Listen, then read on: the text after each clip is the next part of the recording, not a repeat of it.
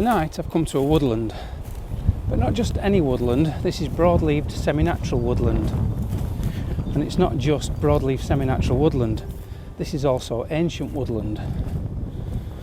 So what makes a woodland truly ancient? Well, so they say, is that any woodland that has existed before 1600 in England is classed as truly ancient, and this is one of them. So if you want to know where woodlands are in your area that are truly ancient, or in fact semi-natural, broadleaved, or any other type of woodland for that matter, there's a website you can go to called Magic Map, or Nature on the Map. And on this website you can filter out all the different habitats, including woodland habitats. And it's really useful if you're a photographer and you're looking for somewhere nice to photograph, such as this. And one of the real benefits of coming to such a woodland is the diversity of plant life that you find in them.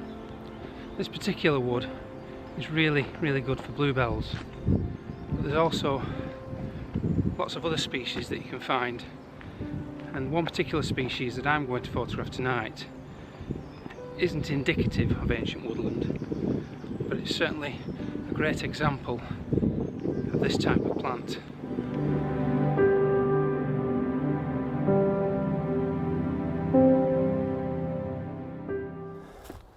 So this is what I've come to photograph.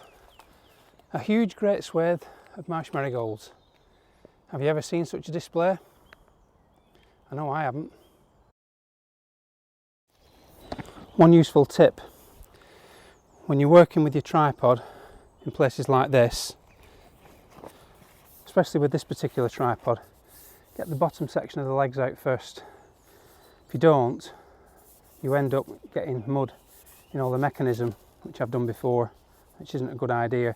It's always tempting to open a tripod from the top and work down, when really you should work from the bottom and work up. It just saves you a lot of cleaning afterwards.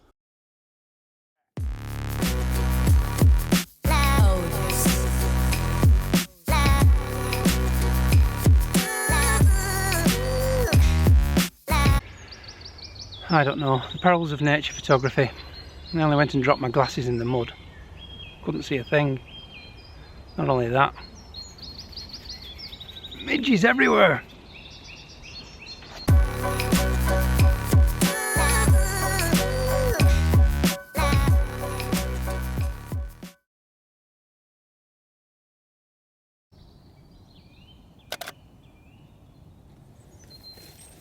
Fantastic.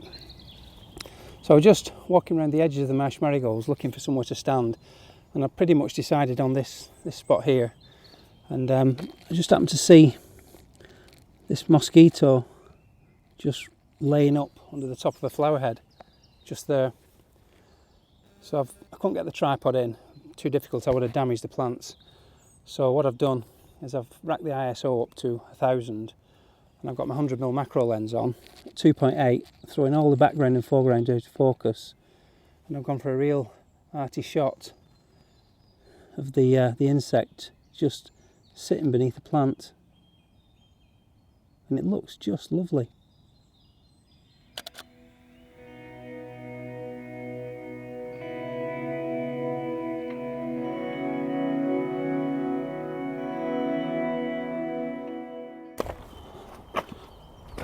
It's a bit squelchy, but bear with it.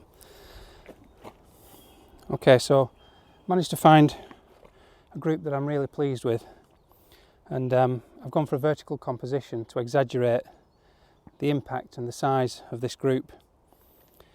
I'm working with a 16 to 35mm lens, and it's set at about 20mm, and believe it or not, I can actually get this flower just right here in focus.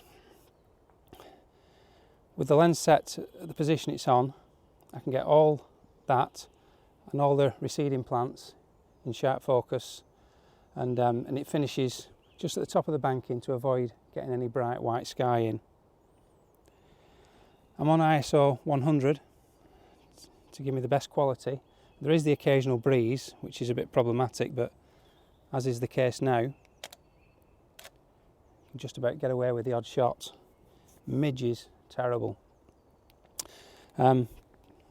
cable release, just to ensure sharpness, no camera shake, and that's pretty much it. Wellies, of course. This is like getting stuck in a bog. It's pretty hard going, but well worth it. So I'm just going to wait for another gap and get my banker, and then that'll be me done. Focusing about 3 or 4 feet in front of me, which is enough. I checked the depth of field preview button, which isn't available on all cameras, and I'm focusing just about 4 or 5 feet, 3 or 4 feet, something like that, in front of me.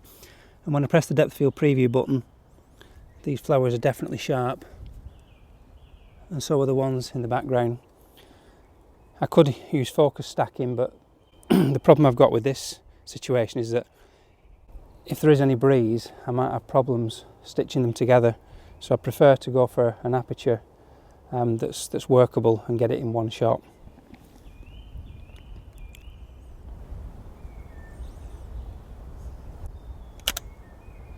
Bingo! That's me done.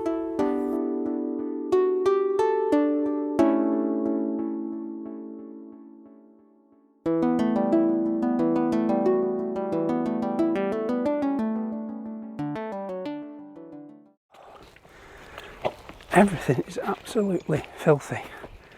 One on my hands, my glasses, my tripod, my backside, everything is absolutely filthy.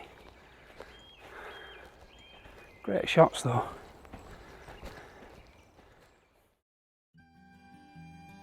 Nature photography never ceases to amaze me, and it has to be said. Whilst I was more than happy with the landscape scene encompassing all of the marsh marigolds and the ancient woodland beyond, this grab shot of a tiny mosquito clinging to the edge of one of the flower heads was the shot that really put the icing on the cake for me.